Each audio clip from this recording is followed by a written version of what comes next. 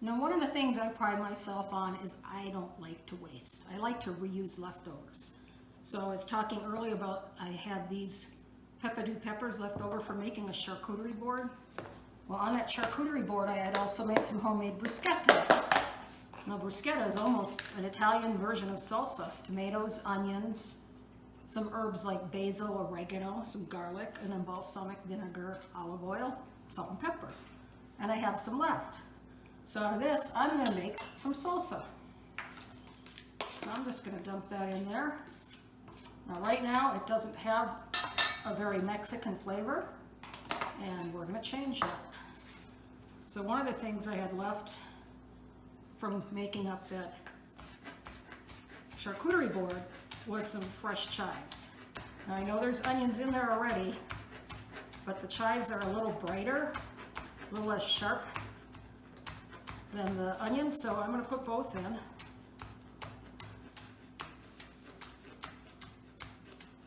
Okay.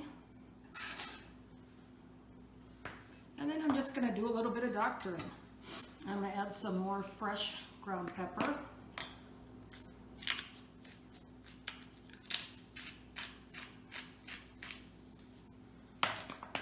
I'm going to add a few of these peppadews.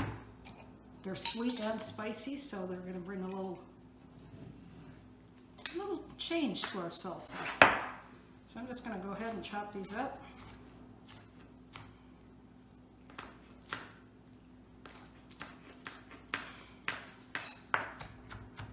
Chop them up kind of fine so they're about the same size as the tomato bits. Throw those in.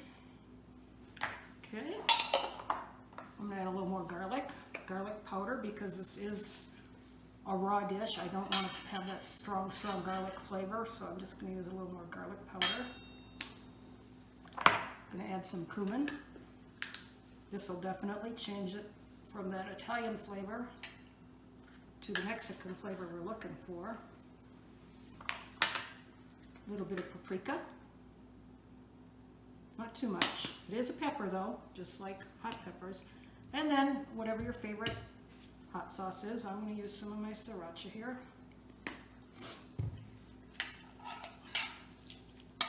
Let's stir that up.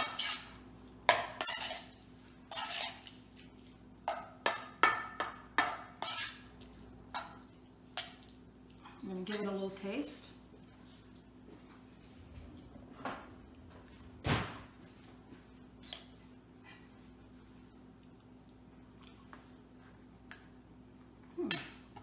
Not bad, but it definitely needs more heat.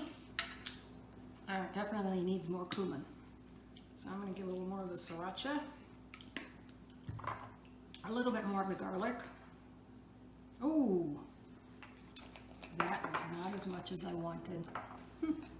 See, you get talking, you get carried away. So we're going to take that out of there. A little bit too garlic. All right. And some more cumin.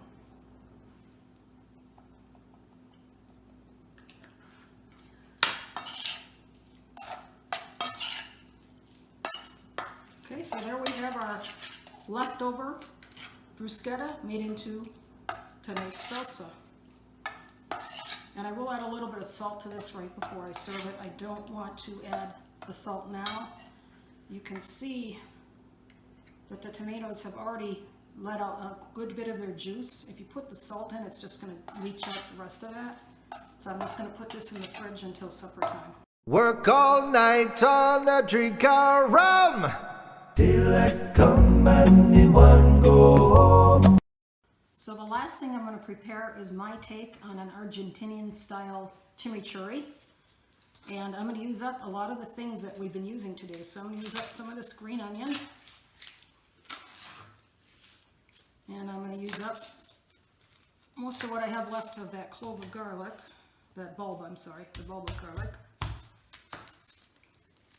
Now, chimichurri sauce is generally just some fresh herbs, especially parsley, some vinegar, some olive oil, and a few other things. Garlic, lots of garlic usually. So I'm going to put in 4 good cloves. I've got 4 cloves of garlic. I'm going to start with those. I'm going to throw them into the blender. And I'm going to put in a 1/2 cup of olive oil. Now, I know you'll see on TV, buy extra virgin olive oil for this thing and buy regular olive oil for that thing. And I just buy good extra virgin olive oil. I buy it in big quantities, so I get a pretty good price on it. And then we're going to put in just a little bit of red wine vinegar. This is a new bottle. So I'm just going to do a couple of capfuls. Maybe 3. You're going to want about maybe 2 tablespoons worth or so.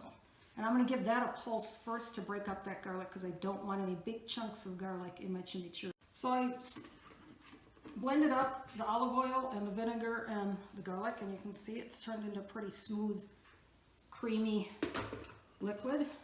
And then I'm just going to throw in some of my green onion. I'm going to use a little bit of that chive I had out earlier. Not too much, I don't want this too onion. And a lot of parsley. And you can actually toss in the stems. I'm going to break off the major part of the stems, but it'll all get blended up. So we're going to want a lot of parsley in here. As you can see, I used up the rest of my parsley. I've got it blended nicely, so the first thing I'm going to do is taste this.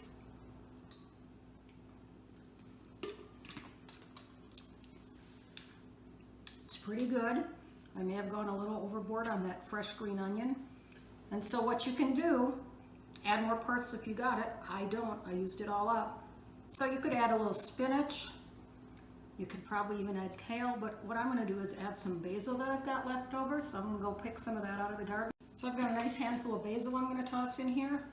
I'm also going to add just a little bit of honey, I think, because it'll balance out that sharpness of the onion. And I love to use honey rather than sugar because it actually brings flavor, not just sweet. All right, so I got maybe a teaspoon or a teaspoon and a half. So I have that blended up. Give it another taste, clean spoon. Delicious. Now this is almost the basis of making pesto.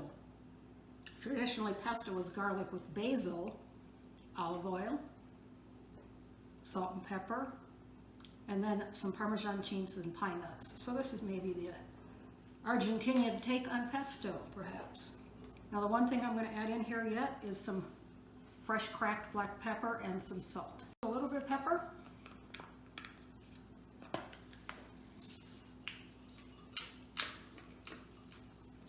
And a little bit of salt.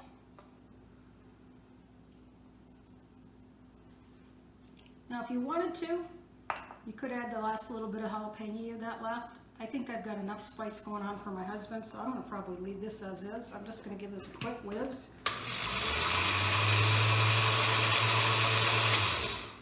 And one more taste. Again, a clean spoon. Delicious. Now the chimichurri is going to go on top of my grilled meat for the tacos. So I'm going to have chicken. Usually I would probably have steak, but tonight I found some beautiful thin boneless pork chops at the store, so that's what I'm going to grill up. This will get poured over it right before we serve.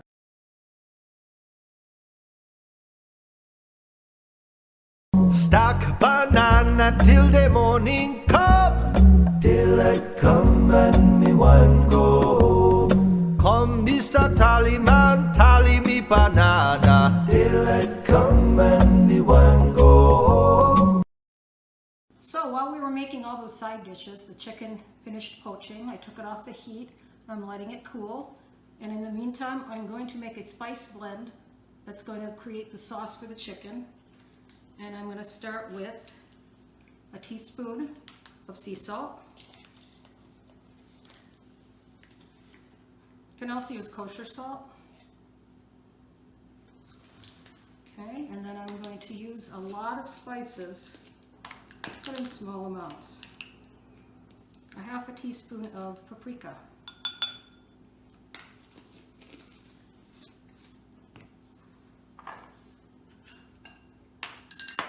1/2 teaspoon of white pepper. It does have a different flavor than black pepper, but if you don't have white pepper, you can certainly substitute regular black pepper.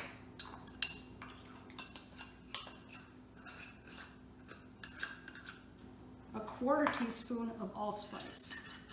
Now, allspice, to a lot of people, they think it's a blend of a lot of spices. It's not. It is a separate spice, but it brings a lot of flavor. I'm just using a 1/4 teaspoon of that. It's very strong. About 1/2 teaspoon of dried oregano. And I'm just going to do that in my hand so that I can crush it up and release those essential oils in there. 1/4 teaspoon of ground ginger. Now you could certainly use fresh ginger. It is a little stronger, so you got to be a little judicious in your use of it. 1/2 teaspoon of dried thyme. And again, I'm releasing all those oils. And the last ingredient, 1/2 teaspoon of cinnamon. Now this spice blend I used to make something that my son has loved since he was very little. I call it Caribbean chicken, because a lot of these spices are ones you will find in the Caribbean. Now cinnamon obviously is not. Cinnamon comes from the bark of a tree, and it comes generally from Sri Lanka or Vietnam. And when you're making the spice blend, if there's any of these spices you don't like or you don't have, you could certainly leave it out. It would change the profile a little.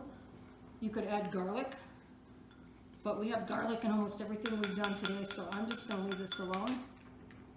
Oh, it smells wonderful. Okay, so now let's set that aside, and I'm going to go ahead and dice up this chicken and get it ready for being in the sauce. You can see I diced up the chicken. We're going to set that aside for now, and we're going to work on our sauce for the chicken. This is the poaching liquid from the chicken. It's reduced quite a bit. I'm going to leave those garlic cloves in there, and I'm going to add some pineapple juice. Now pineapple we always associate with Hawaii, of course, but it's believed to have originated in Brazil, and it has grown widely through the Caribbean as well as in Hawaii. So we're going to use some of that. Mangoes. Okay, mangoes actually originated in Africa, I believe, and they were brought by the Portuguese to Brazil, and again they're grown all over the Caribbean now as well. So I poured in probably a cup of each, and then I'm going to go ahead and blend in our spice mix.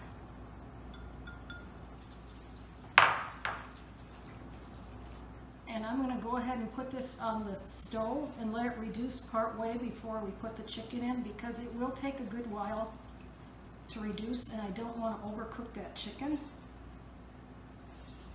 And then we'll be ready to put our taco feast.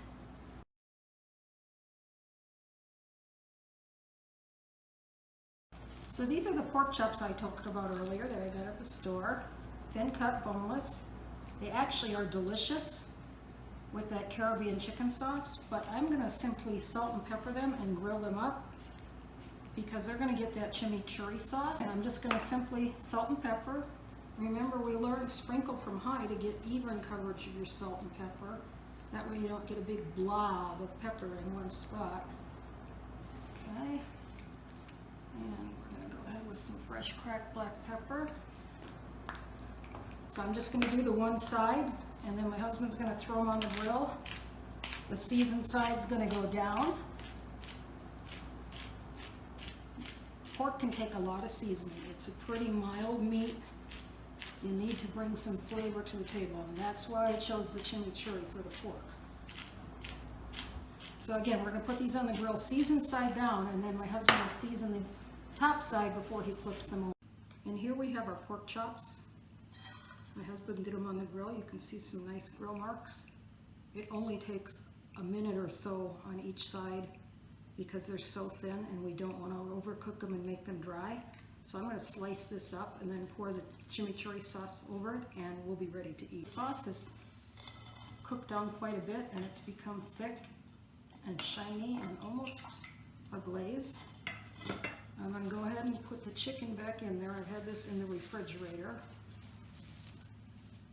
And all we need to do at this point is cook it for just a little bit. Like I said earlier, it was about 2/3, 3/4 the way done. So we just want to cook it the rest of the way done, and also to get this a little glazed effect.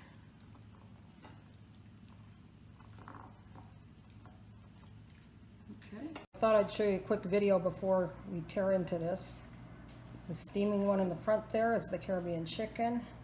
And we got our grilled pork with chimichurri. We got some chopped cabbage. We have the guacamole we made, some black olives, the radish and cucumber relish, some shredded cheese, our homemade salsa, our corn salsa, and our pineapple and mango salsa. Mi sede, mi sede, mi sede, mi sede, mi sede.